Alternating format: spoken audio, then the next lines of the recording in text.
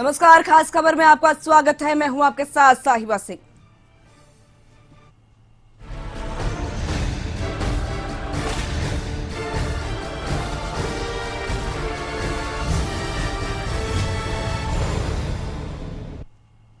तो खास खबरों के साथ बुलेटिन की करेंगे शुरुआत। सबसे पहले बात करेंगे सीएम नीतीश कुमार के मिशन की। बता दें आपको कि नए साल के पहले दिन मुख्यमंत्री नीतीश कुमार मुख्य सचिवालय पहुंचे थे और एक बार फिर से आज मुख्य सचिवालय पहुंचे सीएम नीतीश कुमार और सिंचाई विभाग के साथ बैठक की। और साथ ही बता दें आपको कि बैठक खत्म हो चुकी है, लेकिन अन्य विभागों के साथ भी सीएम नीतीश कुमार बैठक कर रहे हैं। तो लगातार सीएम नीतीश कुमार एक्शन में है, जहां पर अलग अलग विभागों के साथ सीएम की बैठकें चल रही है। और आज एक बार फिर से सीएम नीतीश कुमार मुख्य सचिवालय पहुंचे और वहां पर पहले सिंचाई विभाग के साथ बैठक की और साथ ही आगे भी अधिकारियों के साथ बैठक कर रहे हैं। तो हम न्यूज रूम चलते हैं, जहां पर हमारे साथ वरिष्ठ सहयोगी अशोक मिश्र जुड़ चुके हैं। अशोक जी, जानना चाहेंगे, जहां पर नए साल के पहले दिन मुख्यमंत्री मुख्य सचिवालय पहुंचे थे और फिर एक बार पहुंचे हैं मुख्य सचिवालय और सिंचाई विभाग को लेकर बैठक की। आगे भी सीएम नीतीश कुमार अलग अलग विभागों के साथ बैठक कर रहे हैं।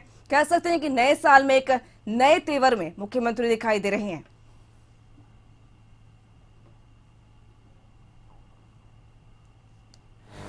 दूसरे दफा सचिवालय आगमन हुआ है और बैठक कर रहे हैं, लेकिन सचिवालय में ये लगातार दूसरी बैठक है। 1 जनवरी शुक्रवार था और शुक्रवार के दिन ही मुख्यमंत्री पहुंचे थे सचिवालय और आज फिर शुक्रवार है और आज फिर मुख्यमंत्री मुख्य सचिवालय पहुंचे हैं और उन्होंने जो मुख्यमंत्री का सपना है उस सपना को पूरा करने के लिए पूरी तरह से एक्शन मोड में दिख रहे हैं। चूँकि बिहार विधानसभा चुनाव के वक्त नीतीश ने सभी चुनावी सभाओं में जा कर के जनता से यह वायदा किया था कि वह हर खेत को पानी उपलब्ध कराएंगे और उन्होंने दावा किया था कि हमारे शासनकाल में हर घर को बिजली पहुंच गई है और हर खेत को पानी देने के लिए हम प्रतिबद्ध हैं। और उसी को ज़मीन पर उतारने के लिए मुख्यमंत्री नीतीश कुमार आज मुख्य सचिवालय में जल संसाधन विभाग के माननीय मंत्री विजय कुमार चौधरी के अलावे अन्य विभागीय पदाधिकारियों के साथ बैठक कर रहे हैं और वह बैठक लगभग खत्म हो चुकी है। और इस बैठक का मुख्य उद्देश्य यही है कि हर खेत में किस तरह से पानी पहुंचाया जाए और इसके लिए राज्य सरकार ने एक टास्क भी तैयार किया है कि 100 दिनों के अंदर इस योजना को ज़मीन पर उतारने का लक्ष्य रखा गया है। और ऐसी कोशिश की जा रही है कि जो बिजली का कनेक्शन है वह हर खेतों तक पहुंचे। इस मजबूत करने की जरूरत है या अन्य जो सामान है उनके द्वारा जो खेती के पटवन में खर्च होता है उससे बहुत ही कम लागत पर बिजली से पटवन में लाभ मिलेगा। और निश्चित रूप से राज्य सरकार चाहती है कि हर खेतों को पानी मिले और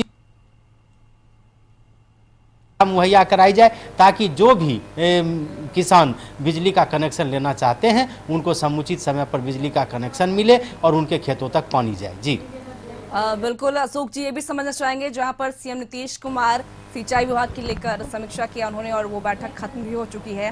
साथ ही अधिकारियों के साथ भी बैठक अभी भी कर रहे हैं, मुख्य सचिवालय में अभी भी मौजूद हैं। क्या लग रहा है कि नीतीश कुमार का 2021 में जो अलग अवतार देखने को मिला, जहां पर लगातार सीएम नीतीश कुमार एक भी दिन बैठ नहीं रहे हैं, लगातार समीक्षा कर रहे हैं अलग अलग विभागों के और अलग अलग विभागों के कार्यों का भी निरीक्षण किया जा रहा है? देखिए, पिछले विधानसभा चुनाव में विपक्षी दल और खास करके लालू प्रसाद यादव और तेजस्वी यादव ने यह आरोप लगाया था कि नीतीश कुमार अब थक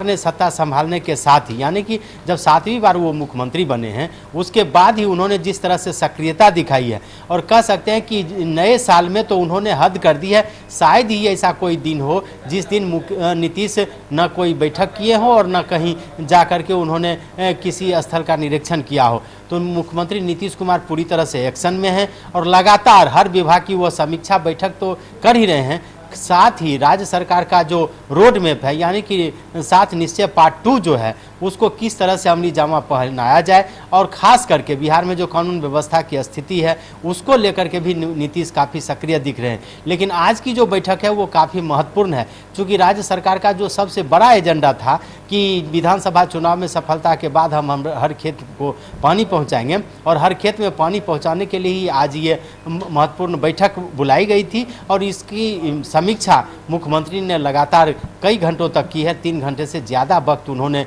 केवल हर खेत में पानी की सुविधा उपलब्ध कराने की, यानी कि सिंचाई की सुविधा उपलब्ध कराने की जो ये सरकार की योजना है, उसके लिए अधिकारियों से पूरी तरह से विस्तृत रूप से बातचीत की। जो रोड मैप तैयार किया गया है, उस रोड मैप पर कितना काम आगे हुआ है और इसकी समीक्षा की, और फिर आगे कितना होना है, समय सीमा के अंदर किस तरह से इस काम को मूर्त रूप देना है, इस पर विभागीय अधिकारियों को उन्होंने दिशा निर्देश भी दिया है। और दूसरी सबसे बड़ी बात जो आपने पूछी है कि नीतीश पूरी तरह से एक्शन में है। नीतीश का चेहरा एक तरह से कहिए बदला सा है। 2005 में जब पहली दफ़ा मुख्यमंत्री बने थे एनडीए की सरकार में, तब जो नीतीश के तेवर थे वो वही तेवर को वो पुराने रूप में लौटाना चाह रहे हैं। और यही वजह है कि आम अधिकारियों के साथ समीक्षा बैठक के साथ साथ आम लोगों से भी सीधे रूबरू हो रहे नीतीश, और हर जो काम कर रहे हैं उस काम के बारे में मीडिया को भी जानकारी दी जा रही है। तो निश्चित रूप से कह सकते हैं कि नीतीश का तेवर बिल्कुल बदला हुआ है। नीतीश पूरी तरह से एक्शन के मूड में है, और यही वजह है कि आज जो महत्वपूर्ण बैठक वो की है, वह इस साल एक सप्ताह में दूसरी दफ़ा मुख्य सचिवालय में यह महत्वपूर्ण बैठक है। जी बिल्कुल अशोक जी, आप हमारे साथ बने रहे। आपको बता दें कि सीएम नीतीश कुमार आज मुख्य सचिवालय पहुंचे और दूसरी दफा मुख्य सचिवालय पहुंचे। और बता दें आपको कि मुख्य सचिवालय में सीएम नीतीश कुमार ने सिंचाई विभाग के साथ बैठक की कि खेतों तक कैसे सिंचाई के लिए पानी पहुंचाया जाए, इसको लेकर ये बैठक की गई और तमाम अधिकारियों के साथ बैठक की। फिलहाल खबरों में आगे बढ़ेंगे, बात करेंगे रांची की। रांची के सीएम की बात करेंगे। रांची के कांके रोड में मुख्यमंत्री आवास में आम जनता की समस्याओं को सुनते हैं मुख्यमंत्री हेमंत सोरेन। अमूमन हर दिन मुख्यमंत्री अपने आवास से निकलने से पूर्व लोगों से मिल उनकी समस्याएं जान उनके निदान का प्रयास करते हैं। तो बता दें कि झारखंड के सीएम हेमंत सोरेन अपने आवास के बाहर जनता दरबार लगाते हैं और अपने तमाम जो लोग हैं, राज्य की जनता है, उनसे मुलाकात करते हैं, उनसे भेंट मुलाकात होती है और साथ ही उनकी समस्याओं को भी सुनते हैं और उन समस्याओं का निदान भी करते हैं। यानी कि रांची के में भी अपने आवास पर लगातार वो जनता से मिलते हैं, उनसे मुलाकात करते हैं, उनकी समस्याओं को सुनते हैं। तो बता दें कि रांची के कांके रोड में मुख्यमंत्री आवास में आम जनता की समस्याएं सुनते हैं सीएम। और बता दें कि सीएम हेमंत सोरेन झारखंड के सीएम जो हैं वो लगातार जो आम लोग हैं, जो आम जन हैं, उनकी समस्याओं को सुनते हैं, उनकी समस्याओं को दूर करने की कोशिश करते हैं। तो बता दें कि झारखंड के जो सीएम है हेमंत सोरेन, वो अपने आवास पर जनता दरबार लगाते हैं और जनता दरबार लगा तमाम जो जनता है उनसे जो है जो समस्याएं हैं वो सुनते हैं। तो सीधा हम रुख करते हैं अपने संवाददाता संदीप का, जो इस वक्त हमारे साथ रांची से लाइव चैट पे जुड़े हैं। रांची से संदीप जुड़े हैं, जानेंगे संदीप आपसे कि रांची के कांके रोड में मुख्यमंत्री आवास में आम जनता की फरियाद सुनते हैं मुख्यमंत्री और साथ ही जनता दरबार लगाया जाता है। किस तरीके से जनता इसको लेकर उत्सुक रहती है और साथ ही अपनी समस्याओं को लेकर सीएम आवास पहुंचती है? जी, यदि अमूमन रोज की बात करें तो नए साल में प्रत्येक दिन देखने को मिल रहा है कि मुख्यमंत्री आवास में मुख्यमंत्री जो आम जन है, जनता है राज्य की, उनकी जो समस्या है उनसे अवगत होते हैं। यदि 1 तारीख नहीं 1 जनवरी से बात करें तो लगातार कह सकते हैं मुख्यमंत्री जब भी या तो यह प्रोजेक्ट भवन निकलते हैं या फिर किसी कार्यक्रम में शामिल होने के लिए जैसे मुख्यमंत्री आवास से निकलते हैं, वैसे सैकड़ों लोग उनके आवास के बाहर यानी आवास परिसर में रहते हैं और अपनी जो समस्याएं हैं उनसे मुख्यमंत्री को अवगत कराते हैं। मुख्यमंत्री भी अमूमन जितने लोग वहां पे पहुंचते हैं सबसे एक-एक करके मिलते हैं, उनकी जो भी समस्या है उससे सुनते हैं और उससे संबंधित जो अधिकारी हैं या उससे संबंधित जो विभाग होते हैं उनके अधिकारियों को निर्देश देते हैं कि इनके मामले का निष्पादन किया जाए। तो कहीं ना कहीं जनता में भी एक आस जग रही है। यही वजह है कि प्रत्येक दिन मुख्यमंत्री आवास में लोगों की भीड़ देखने को मिलती है जो अपनी फरियाद लेके मुख्यमंत्री के पास आते हैं। कई ऐसे मामले होते हैं जो बाहर उसका निदान नहीं हो पाता है, चाहे विभागों की बात करे या फिर किसी कार्यालय की बात करे, तो अंततः वे अब पहुंच रहे हैं मुख्यमंत्री आवास में और मुख्यमंत्री उन सभी समस्याओं से भी अवगत होते हैं और अपने जो अधिकारी हैं उससे संबंधित उनको निर्देश भी देते हैं कि उनकी जो समस्या है उसका निराकरण हो जाए। जी संदीप, एक और बात, जिस प्रकार से अगर बात करें सीएम हेमंत की, तो लगातार जब से सीएम हेमंत मुख्यमंत्री के पद पर काबिज हुए हैं तब से उन्होंने जनता की फरियाद सुनी है। जनता जो है उनसे मिलने पहुंचते हैं, उनके आवास पर वो आसानी से मुख्यमंत्री से मुलाकात भी कर लेते हैं। और एक बार फिर से जनता दरबार के माध्यम से जनता से मुलाकात कर रहे हैं सीएम हेमंत। जानना ये चाहेंगे कि कहें कि अगर जनता की फरियाद सुनते हैं, साथ ही मुख्यमंत्री हमेशा से जब भी जनता ने अपनी बातों को रखा है, उनकी जो समस्याएं हैं उनको दूर करने की कोशिश की है मुख्यमंत्री ने। जी सही कहा आपने, क्योंकि जिस तरह से मुख्यमंत्री सुलभ हैं या फिर लोगों की समस्याओं को सुन रहे हैं, लोगों से मिलनसार अभी हैं। जिस तरह आपने देखा होगा कि 25 दिसंबर क्रिसमस का दिन था, उसके एक दिन पहले मुख्यमंत्री खुद निकले थे सड़कों पे रात में, और जो यदि बस स्टैंड की बात करें या फिर जो रोड फुटपाथ पे सोते थे उनको ठंड में कंबल देने की भी काम की थी। ऐसे में कहीं ना कहीं उनका जो स्वभाव है और स्वभाव के मार्फत भी वे लोगों तक पहुंच रहे हैं। जो समस्या उन लोगों को है, जैसे बहुत के घर नहीं है, लोग फुटपाथ पे भी रहने को मजबूर हैं, कुछ रैन बसेरा भी है जहां पे लोग रात गुजारते हैं। तो ऐसे में मुख्यमंत्री खुद उन तक पहुंचे थे और कंबल का वितरण भी किए थे, क्योंकि दिसंबर की अंतिम माह में बात करें तो काफी ठंड भी थी और कहीं ना कहीं जो समस्याएं भी होती है लोगों की वे सुनते हैं। यही वजह है कि लगातार यदि 1 जनवरी से बात करें तो हर एक दिन मुख्यमंत्री आवास में सैकड़ों की संख्या में लोगों की भीड़ होती है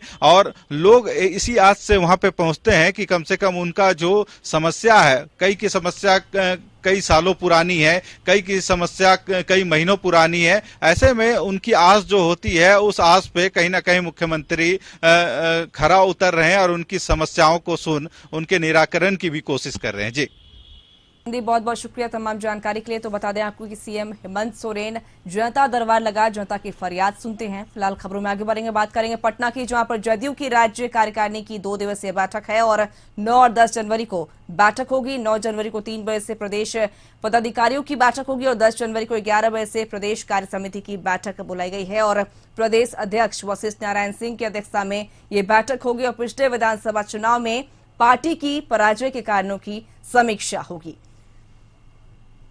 तो इस पर अधिक जानकारी के साथ हमारे साथ जुड़ चुके हैं न्यूज रूम से हमारे वरिष्ठ सहयोगी अशोक मिश्रा। अशोक जी, जानना चाहेंगे जदयू की राज्य कार्यकारिणी की 2 दिवसीय बैठक है, क्या कुछ अहम होगा इस बैठक में और इस बैठक में कौन कौन शामिल होंगे? बिल्कुल, देखिए साहिबा, जदयू के राज्य कार्यकारिणी और राज्य परिषद की बैठक 9 एवं 10 जनवरी को है, यानी कि शनिवार और रविवार को है। कल यानी कि शनिवार को जदयू के प्रदेश पदाधिकारियों की बैठक 3 बजे से होगी जदयू के प्रदेश कार्यालय में, और फिर रविवार को 11 बजे से प्रदेश कार्य समिति की बैठक होगी, वो भी जदयू के प्रदेश कार्यालय यानी कि कर्पूरी सभागार में ही। चूँकि जदयू के राष्ट्रीय कार्यकारिणी की बैठक दिसंबर महीने में संपन्न हो चुकी है और अरुणाचल प्रदेश की जो घटना थी उस घटना के बाद जदयू के राष्ट्रीय कार्यकारिणी की बैठक थी और निश्चित रूप से कह सकते हैं कि उस समय बिहार का जो राजनीतिक तापमान था वो काफ़ी हाई हो गया था। चूँकि अरुणाचल में जदयू के 7 विधायकों में से 6 विधायकों को बीजेपी ने अपनी पार्टी में शामिल कर लिया था, इसको लेकर के जदयू और बीजेपी के बीच रिश्ते काफ़ी तल्ख हो गए थे और जदयू के राष्ट्रीय कार्यकारिणी की बैठक में मुख्यमंत्री नीतीश कुमार, फिर आरसीपी सिंह जो नए राष्ट्रीय अध्यक्ष बने और फिर केसी त्यागी, इन लोगों के जो बयान थे वो काफ़ी तल्ख थे। लेकिन पिछले ये कह सकते हैं कि 2 सप्ताह में यानी कि 2 सप्ताह के अंदर बहुत कुछ सुधार हुआ है और राजनीतिक तापमान में गिरावट आई है। खास करके जो भूपेंद्र यादव जो प्रभारी महासचिव हैं बीजेपी के, और उन्होंने जिस तरह से आरसीपी का अभिनंदन किया है और आरसीपी ने अरुणाचल प्रदेश की घटना को भूलने की बात कही और उन्होंने कहा है कि हमें इसका दुख नहीं है। तो दूसरी तरफ भूपेंद्र यादव ने मुख्यमंत्री नीतीश कुमार से भी मुलाकात की है।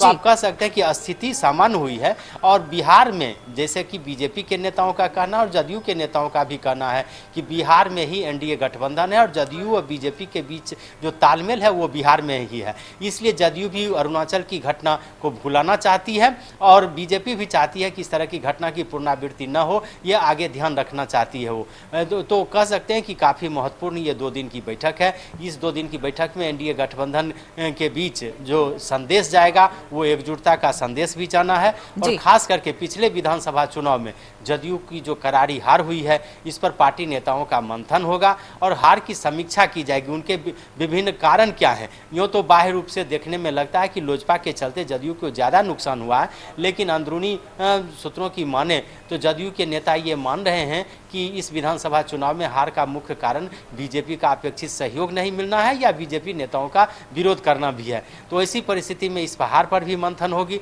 दूसरी बात कि आगे जो पंचायत चुनाव आने वाले हैं तो बीजेपी का परफॉर्मेंस बेहतर हो, पार्टी संगठन में एक नई धार हो, और खास करके आरसीपी सिंह के अध्यक्ष बनने के बाद कुछ बीजेपी के जो प्रदेश स्तर के नेता हैं उन्हें केंद्रीय कमेटी में लिया जा सकता है और बिहार में नए युवाओं को भी प्रदेश में महत्वपूर्ण स्थान मिल सकता है। इन सारी बातों की गहन समीक्षा होगी, चर्चा होगी और निश्चित रूप से वशिष्ठ नारायण सिंह की अध्यक्षता में तो यह बैठक होगी, लेकिन इस महत्वपूर्ण बैठक में ऐसी की उम्मीद की जा रही है कि आरसीपी सिंह की एक तरह से ताजपोशी होगी, उनका अभिनंदन भी किया जाएगा। मुख्यमंत्री के रूप में नीतीश कुमार भी रहेंगे और वैसी परिस्थिति में कह सकते हैं कि अगले साल, इस साल मतलब 2021 में जदयू नए तेवर में दिखना चाहेगी और खास करके सरकार और संगठन के बीच तालमेल हो। जो नीतीश नए तेवर में दिख रहे हैं उस तेवर का असर आम जनता तक पहुंचे, इन सारी बातों की चर्चा जदयू के प्रदेश कार्यकारिणी की बैठक में होने की संभावना है। हालांकि पार्टी के नेता मानते हैं कि यह रूटीन बैठक है, लेकिन यह बैठक काफी महत्वपूर्ण है। वैसी परिस्थिति में जब कोरोना काल से पार्टी निपटी है, पार्टी ने भले विधायकों की संख्या पार्टी की कम हो लेकिन नीतीश कुमार ही मुख्यमंत्री बने हैं, तो वैसी परिस्थिति में जदयू नेताओं का यह मिलन और जदयू नेताओं की यह बैठक काफी महत्वपूर्ण है। और खास करके मकर संक्रांति बैठक काफी महत्वपूर्ण मानी जा रही है। 9 और 10 जनवरी को जदयू की मंथन होगी और ये बैठक काफी महत्वपूर्ण। फिलहाल बहुत बहुत शुक्रिया तमाम जानकारी के लिए। तो बता दें कि आपको कि जेडीयू की ये मंथन और जेडीयू 9 और 10 को राज्य कार्यकारिणी की बैठक है और राज्य कार्यकारिणी की बैठक प्रदेश अध्यक्ष वशिष्ठ नारायण सिंह की अध्यक्षता में होगी। फिलहाल यहाँ रुकेंगे छोटे से ब्रेक के लिए, जल्द लौटेंगे।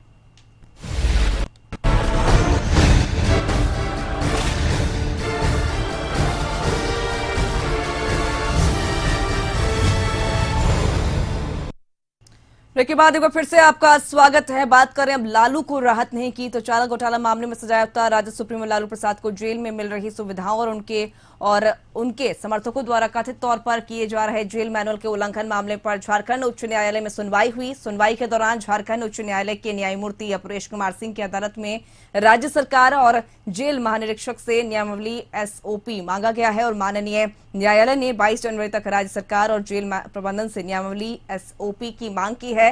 लालू प्रसाद जेल में रहते हुए भी लगातार जेल मैनुअल का उल्लंघन कर रहे थे। इसको लेकर भारतीय जनता पार्टी ने झारखंड उच्च न्यायालय के समक्ष जनहित याचिका दाखिल किया था। इस मामले को लेकर बढ़ते राजनीति विवाद को देखते हुए लालू प्रसाद को फिर से रिम्स के पेइंग वार्ड में भर्ती करा दिया गया और अब इस मामले में 22 जनवरी को सुनवाई होगी। उच्च न्यायालय में आईजी प्रिजन्स की तरफ से और एसएसपी की तरफ से विस्तृत रिपोर्ट दाखिल किया गया सीलबंद लिफाफे में।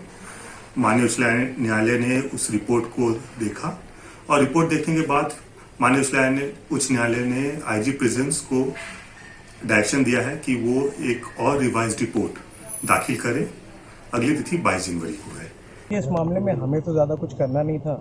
स्टेट गवर्नमेंट से एसओपी कोर्ट ने मांगा हुआ था तो उन्होंने कुछ सबमिशन करा अपना एंड वो एसओपी वगैरह 22 जनवरी फाइल करेंगे, 22 जनवरी के पहले फाइल करेंगे और कोर्ट ने मैटर को 22 जनवरी के लिए कर दिया है।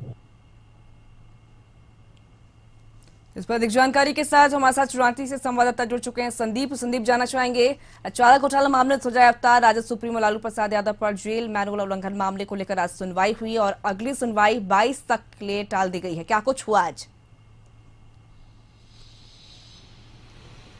जी, चारा घोटाले मामले में सजायाफ्ता है लालू प्रसाद यादव और जेल मैनुअल उल्लंघन मामले में एक पीआईएल हाईकोर्ट में किया गया था जिस पे आज सुनवाई हुई है और अगली तारीख इसमें 22 जनवरी की मुकर्रर की गई है। कोर्ट ने जेल महानिरीक्षक और राज्य सरकार को नियमावली से संबंधित कागजात सौंपने की बात कही है और यह उस समय का मामला है जब कोरोना के कारण लालू प्रसाद यादव को रिम्स के पेइंग वार्ड से केली बंगले में शिफ्ट किया गया था और केली बंगले में शिफ्ट होने के बाद देखा जाता था अमूमन कि वहां पे उनसे मिलने वालों का कतार लगा रहता था। अब उनकी मुलाकात होती थी भी और जेल मैनुअल का उल्लंघन करने के आरोप में यह पीआईएल दर्ज बीजेपी के द्वारा किया गया था। और कहीं ना कहीं उन्होंने आरोप लगाया था कि जेल के बाहर जहां रिम्स में लालू प्रसाद यादव का इलाज चल रहा है, वहां पे कहीं ना कहीं जो जेल मैनुअल है उसका उल्लंघन किया जा रहा है और अंधेरी रातों में लालू प्रसाद यादव से कई लोग मिलते हैं। ऐसे अमूमन जो नियम है जेल मैनुअल के अनुसार हर शनिवार को मात्र 3 लोग ही लालू प्रसाद यादव से मुलाकात कर सकते हैं। इस मामले को लेकर ही एक पीआईएल किया गया था जिसपे आज सुनवाई हुई है और कोर्ट ने निर्देश दिया है राज्य सरकार और जेल महानिरीक्षक को कि क्या नियमावली है जेल में रहते हुए या फिर जेल के बाहर कर सकते हैं जहां लालू प्रसाद यादव का इलाज चल रहा है, वहां जो मिलने का जो नियमावली है वह क्या है, वह सारी जानकारी मांगी गई है कोर्ट के मार्फत। इसके लिए अब अगली तारीख 22 जनवरी को मुकर्रर की गई है और 22 जनवरी को कह सकते हैं इस मामले पे अगली सुनवाई होगी। जी बिल्कुल संदीप, बहुत बहुत शुक्रिया तमाम जानकारी के लिए। तो आपको बता दें कि लालू प्रसाद यादव के जेल मैनुअल उल्लंघन मामले को लेकर अगली सुनवाई 22 जनवरी को होगी। आपको बता दें कि जहां पर कोर्ट ने ये मांगा है कि आखिर लालू प्रसाद यादव किस आधार पर जेल मैनुअल का उल्लंघन कर रहे थे। खबरों में आगे बढ़ेंगे, बात करेंगे जमशेदपुर के सिख समाज के लोग प्रतिदिन चौपाल कर केंद्र सरकार के खिलाफ धरना और प्रदर्शन कर रहे हैं। शहर के सिख समाज के लोगों ने ऐलान किया है कि जब तक किसानों की मांगें पूरी नहीं होंगी, सरकार नए कृषि कानून को वापस नहीं लाएगा, तब तक आंदोलन जारी रहेगा। उधर सिखों का कहना है कि जो नया कृषि कानून है वह काला कानून है, इससे किसानों को नुकसान होने वाला है और इसको लेकर यह लोग आंदोलन कर रहे हैं। साथ ही किसानों का जत्था और सिखों के साथ बहुत जल्द दिल्ली रवाना होंगे। तो बता दें कि जमशेदपुर से खबर जहां पर किसानों का आंदोलन देखने को मिला और जमशेदपुर के सिख समाज के लोग प्रतिदिन चौपाल कर केंद्र सरकार के खिलाफ धरना प्रदर्शन कर रहे हैं। कृषि बिल के खिलाफ लगातार आंदोलन चल रहा है और आंदोलन की आग जमशेदपुर में धधक भी रहा है। एक बार हम यहाँ का नजारा आपको दिखाने की कोशिश करेंगे कि जो सिख समाज के लोग हैं लगातार चौपाल प्रतिदिन चौपाल कर रहे हैं और चौपाल के माध्यम से ये केंद्र सरकार तक संदेश पहुंचा रहे हैं कि जो कृषि बिल जिसे लोग काला कानून मान रहे हैं वो काला कानून को आप वापस ले लीजिए। एक तरफ लोग पंजाब हो, हरियाणा हो, चंडीगढ़ हो, तमाम जगह के लोग और किसान अब दिल्ली के आसपास पहुंच चुके हैं। दूसरी तरफ अब झारखंड के आर्थिक राजधानी जमशेदपुर का ये नज़ारा है कि लगातार यहाँ के सिख समाज के लोग अपनी आवाज़ बुलंद कर रहे हैं और इनका एक ही डिमांड है कि आप सीधे तौर पे जो कृषि कानून लाया गया है वो आप वापस ले लीजिए। और इस वापस को लेकर धरना प्रदर्शन के साथ अब लोग यहाँ से दिल्ली भी कूच करेंगे। वो दिन दूर नहीं कि जब जमशेदपुर से जो सिख समाज के लोग हैं वो दिल्ली पहुँचेंगे और उसके बाद अपनी आवाज़ और मजबूत करेंगे और उन किसानों के कंधे में कंधे मिलाकर उनका समर्थन करने के लिए लगातार सड़क पर बैठने वाले हमारे साथ जो सिख समाज के लोग हैं उनसे हम जानने की कोशिश करते हैं।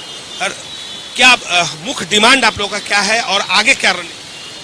मेन डिमांड तो हम लोग ये जो हमारे किसान भाई 46 दिन से बैठे हुए हैं दिल्ली की सड़कों पे, उनकी जो मांगे हैं, जिन्हें काले कानून जो रद्द करने की मांगे, उनको मोदी से हम आग्रह करते हैं, हम बेनती करते हैं कि उनकी मांगे मान के जो ठंड में डेली औसतन 2 किसानों की लाशें घर जा रही हैं, तो उनकी बातें सुनकर उनको घर भेजने का काम करें, यही हमारी मांग है हमारे प्रधानमंत्री जी से। आगे क्या रणनीति है? अगर वहाँ पर तो वार्ता लगातार डेट बाय डेट मिल रहा है, फिर 8 तारीख को होना है, आगे क्या रणनीति होगा आप लोग? रणनीति हम लोग ज़्यादातर काम ऐसे ही करते हैं, जैसे वो लोग डिसीजन लेते हैं ना, हम दिल्ली में जो कमेटियाँ डिसीजन लेती हैं उसी हिसाब से हम लोग आगे यहाँ प्रोग्राम बनाते हैं। सही आपने कहा कि देखिए वाकई जो स्थिति है वो अब काफ़ी भयावह होता जा रहा है। लगातार केंद्र सरकार बात कर रही है लेकिन डेट पर डेट अब 8 तारीख को भी होना है, लेकिन अब उस दिन क्या होगा वो तो बात की बात है, लेकिन किसान का दर्द और किसान क्या चाहते हैं वो हम जानने निकले हैं। आगे के क्या? आज 42वें दिन हो गए हमारे किसान भाई जो दिल्ली की सरहद पर बैठे हुए हैं, उनकी कहीं भी सुनवाई नहीं हो रही है। पिछले बार जो बैठक हुई थी उसमें जो 2 कानून उन्होंने रद्द कर दिए हैं, वो एक हाथी की पूंछ थी, पूंछ निकल गई लेकिन हाथी का हाथी बचा हुआ। हम चाहते हैं कि जल्द से जल्द केंद्र की सरकार जो है वो किसानों की मांग को माने, क्योंकि किसान जो है वो इस देश की, जैसे हमारा सैनिक जो रक्षा करता है तो किसान अनाज उपजाता है ताकि हम अपनी थाली जो सजा सकते हैं। हम मोदी से आग्रह करेंगे, विनती करेंगे कि आप पूरे भारतवर्ष के प्रधानमंत्री हैं, सिर्फ अकेले गुजरात के नहीं हैं, पूरी स्थिति को देखते हुए किसानों को जल्द से जल्द राहत दी जाए ताकि वो अपने घर जा सके। और जो किसान वहाँ बैठे हुए हैं, औसतन हमारे अभी भगवान सिंह ने बताया कि 2 लोगों की रोज मृत्यु हो रही है, क्योंकि वहाँ ठंड इतनी ज़्यादा है।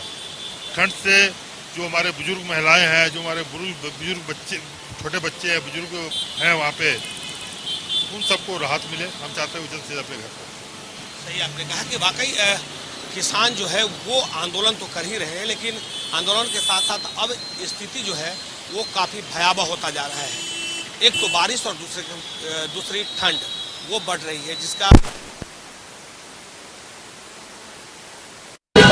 सामना करना पड़ रहा है।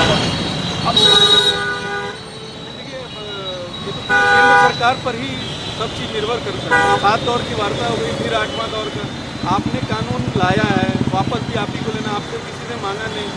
आप जबरदस्ती का कैसे भी उसमें मध्यस्थक कोई रास्ता खोज रहे हैं भागने का। और किसान जो है वो बिल्कुल इस बात को कह रहा है, भाई आप मेरे को क्यों थोप रहे हैं, हम उसको नहीं सह सकते हैं, हमारे ऊपर ये कानून मत ला दिए। तो ये जिम्मेवारी पूरी केंद्र सरकार की, और उन्हें इस चीज़ को वापस लेके और इस विरोध को खत्म करवाना चाहिए। आपने कहा कि वाकई सिर्फ एक ही रास्ता है, और वो रास्ता है आप कानून है, उस कानून को सीधे तौर पर आप वापस ले लें। अगर आप वापस नहीं लेंगे तो लगातार जो आंदोलन एक दिल्ली तक पहुंच चुका है, तो वो दिन दूर नहीं, जमशेदपुर से दिल्ली तक पहुंच कर जाएंगे। अपने सहयोगी रिश्वत के साथ मनोज कुमार। खास खबरों में बस इतना ही। आप बने रहें कशिश न्यूज के साथ। नमस्कार।